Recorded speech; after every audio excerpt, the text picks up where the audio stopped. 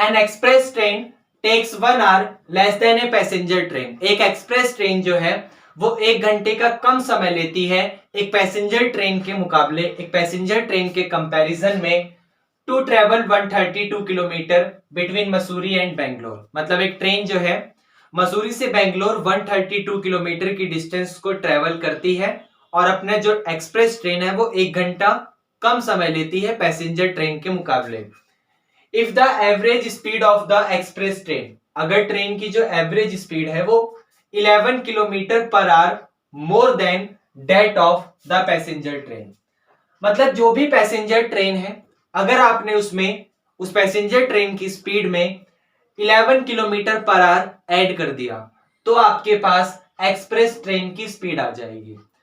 तो find the average speed of the two trains, तो बताइए दोनों ट्रेन्स की एवरेज स्पीड क्या है। अब ये वैसा ही क्वेश्चन है जो हम लोग अब तक 2 क्वेश्चन प्रीवियस लेक्चर में करते हुए आए हैं, लिंक डिस्क्रिप्शन में है।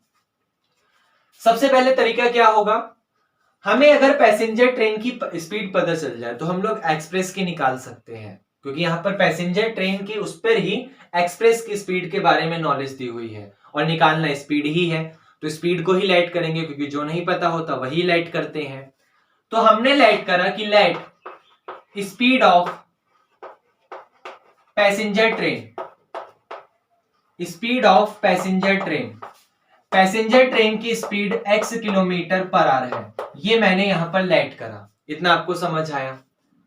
तो अगर पैसेंजर ट्रेन की speed x kilometre per hour है तो छोटी सी बात, एक्सप्रेस की कितनी हो जाएगी, एक्सप्रेस ट्रेन जो है वो 11 kilometre per our more than, ज्यादा ले रही है पैसेंजर ट्रेन के कंपैरिजन में। तो अगर पैसेंजर की x है तो मोर देन की वजह से जो एक्सप्रेस होगी, स्पीड ऑफ जो एक्सप्रेस होगा वो आपके पास x प्लस 11 हो जाएगा, क्योंकि वो अगर x ले रही है तो ये 11 ज्यादा ले रही है, तो इसका मतलब x प्लस 11 ले रही होगी। क्या ये आपको समझ आया। अब डिस्टेंस तो मेरे पास सेम है, चाहे वो एक्सप्रेस ट्रेन का हो या पैसेंजर ट्रेन का हो, डिस्टेंस तो मेरे पास 132 किलोमीटर है, तो डिस्टेंस तो यहाँ पे 132 किलोमीटर ही है, यहां पर कोई प्रॉब्लम नहीं है। ये आपको समझ आया। और कंडीशन में है कि जो रिजल्ट है आपका, अच्छा यहाँ पे क्वेश्चन आपका फिनिश हो गया। उसके बाद देखिए, एक्सप्रेस ट्रेन ने 1 घंटे का कम समय लिया पैसेंजर ट्रेन के कंपैरिजन में। अब छोटी सी बात सोचो, अगर मैं यहां पर सबसे पहले पैसेंजर ट्रेन को लूं तो पैसेंजर ट्रेन की मुझे डिस्टेंस पता है 132 और पैसेंजर ट्रेन की स्पीड पता है। तो डिस्टेंस और स्पीड पता है तो क्या नहीं पता, टाइम नहीं पता। तो आप क्या करेंगे, टाइम निकालने के लिए डिस्टेंस को स्पीड से डिवाइड करेंगे। तो पैसेंजर ट्रेन वाले केस में, पैसेंजर ट्रेन वाले केस में मैंने लेट करा कि मेरा टाइम t1 लगेगा, मेरा टाइम t1 लगेगा, तो t1 is equal to distance upon speed, और डिस्टेंस मेरे पास 132 है और स्पीड मेरे पास x है। सेम वैसे ही एक्सप्रेस ट्रेन वाले केस में मेरा टाइम t2 लगेगा, तो t2 इज इक्वल टू भी डिस्टेंस अपॉन स्पीड, मतलब 132 अपॉन x प्लस 11। क्या ये आपको समझ है मैंने क्या बोला। मैंने ये बोला कि पैसेंजर ट्रेन जो है वो 132 अपॉन x ले रही है टाइम, और एक्सप्रेस ट्रेन जो है वो 132 अपॉन x प्लस 11 लेगी, क्योंकि डिस्टेंस को स्पीड से डिवाइड करो तो आपके पास टाइम आ जाएगा। अब एक बेसिक सी बात, एक्सप्रेस ट्रेन की स्पीड ज्यादा है x प्लस 11 और पैसेंजर ट्रेन की स्पीड कम है x, तो ये बात तो हमें पता है कि जिसकी स्पीड ज्यादा होती है उसका टाइम कम लगता है और जिसका टाइम कम होता है उसकी स्पीड ज्यादा लगती है। तो यहां पर इसका स्पीड कम है, यहां पर इसका सॉरी मैंने उल्टा बोल दिया शायद, यहां पर इसका स्पीड कम है, तो स्पीड कम होने का मतलब इसका टाइम ज्यादा लगेगा।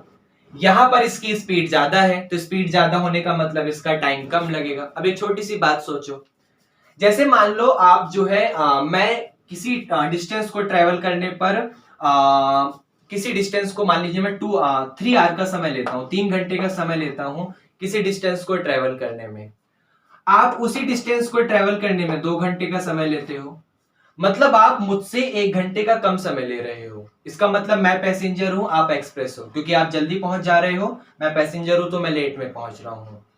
तो मैं क्या करूं, अगर मैं आपकी एक्सप्रेस ट्रेन में, अगर मैं आपके 2 घंटे में किसी तरीके से आपका 1 घंटा और खर्च कर दूं कहीं ना कहीं, क्योंकि यहां बात 1 घंटे की हो रही है, मैं क्या करूं अपने 2 घंटे में अगर आपका किसी भी तरीके से 1 घंटा और खर्च कर दूं, तो मेरे पास वो नॉर्मल 3 घंटा जो मेरा खर्च हुआ है, आपका भी उतना ही खर्च होगा। क्वेश्चन आपको समझ आया? भाई मैंने किसी काम को करने में 3 घंटे का समय लिया, किसी डिस्टेंस को ट्रेवल करने में 3 आवर का समय लिया, आपने 2 आवर का लिया, लेकिन 2 आवर का लेने के बाद आपने 1 आवर किसी न किसी और काम में खर्च कर दिया। इसका मतलब आपका भी टोटल टाइम अब 3 हो चुका, मेरा भी टोटल टाइम अब 3 हो चुका। आप एक्सप्रेस थे, मैं पैसेंजर था।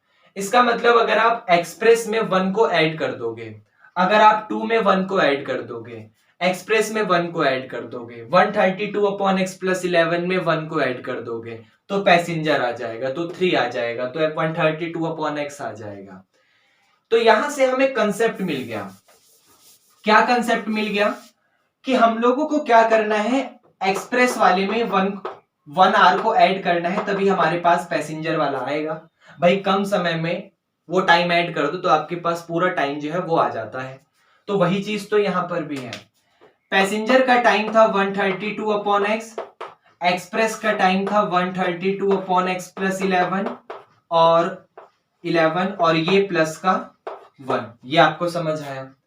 अब ये प्लस इस तरफ आके माइनस, तो 132 अपॉन में x माइनस का 132 अपॉन एक्स प्लस 11 और इज इक्वल टू 1।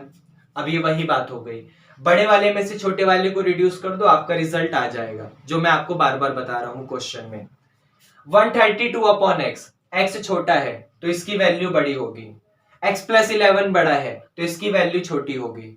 तो बड़ी वाली वैल्यू में से छोटी वाली वैल्यू को माइनस कर दो, आपका 1 आ जाएगा।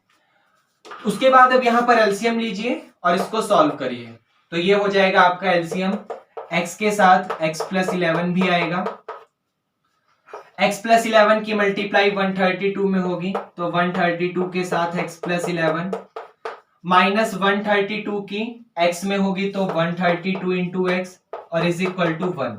तो 132 की x में करेंगे तो आपके पास आ जाएगा 132x, 132 की 11 में करोगे तो 132 की मल्टीप्लाई 11 में करेंगे, 11 2 जा 22, 11 3 जा 33, 11 1 जा 11 और 3 14, तो 1452 और माइनस का 132x is equal to 1 divided by x square plus का 11x।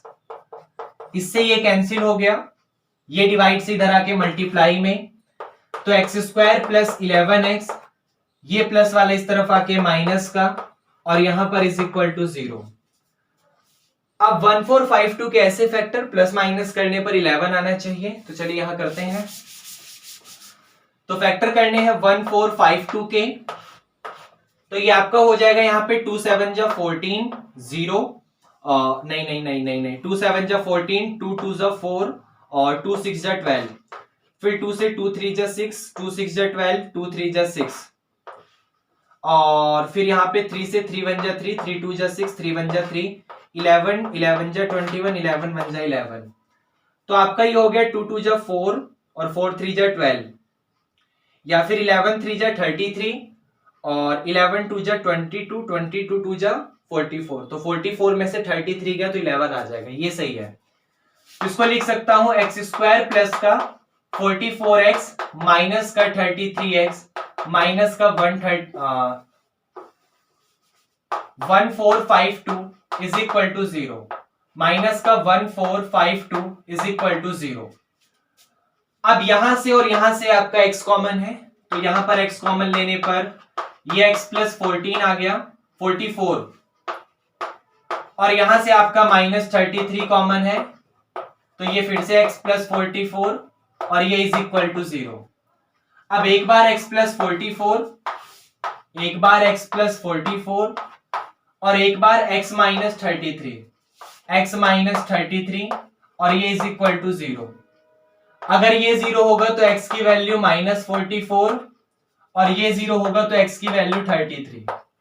बात यहाँ पे ट्रेन की स्पीड की हो रही थी, तो माइनस में तो हो नहीं सकता, मतलब पैसेंजर ट्रेन को x सेलेक्ट करा था तो x 33 आ गया, तो पैसेंजर ट्रेन की स्पीड 33 है और 33 में 11 ऐड कर दो तो x प्लस 11 मतलब 44 आ गया और 44 आपके पास एक्सप्रेस ट्रेन की स्पीड है। तो 33 kilometre per our is the speed of passenger train and 44 kilometre per our is the speed of express train. क्या ये क्वेश्चन आपको समझ आया?